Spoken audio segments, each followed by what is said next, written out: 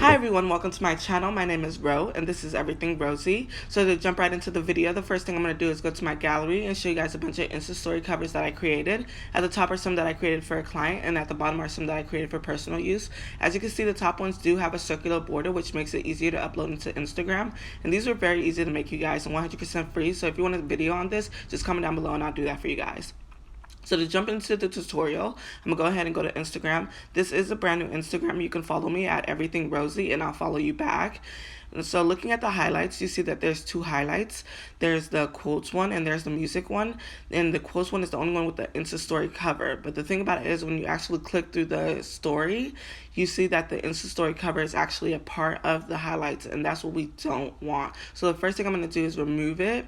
So to do that, I'm going to go ahead and click on the story again, click through it, and at the bottom right hand corner there's three dots that says more. I'm going to click on that, and I'm going to click edit highlight, and I'm gonna go ahead and uncheck that and then press done. So what that does is that removes it from the Instastory, but it also removes it as the highlight cover. So what we want to do is we want to add that back in, but this time we want to make it invisible. So I'm gonna go ahead and click on that Instastory, click that bottom right hand, click edit highlight, and then click edit cover, and on the left hand side there's a picture icon. We're gonna go ahead and click on that, and then what that does is that takes you to the gallery, and I'm gonna scroll down and pick whichever picture I want. I'm gonna go ahead and pick the quotation marks since this is for quotes, and I'm gonna press done, done, and done. And it's really as simple as that, you guys. That's how you get an invisible Instastory cover without actually having it show up in your story. So I'm gonna go ahead and show you guys that one more time with the music one. So I'm gonna go ahead and click on that, and then click the bottom right hand, click edit highlight, click edit cover,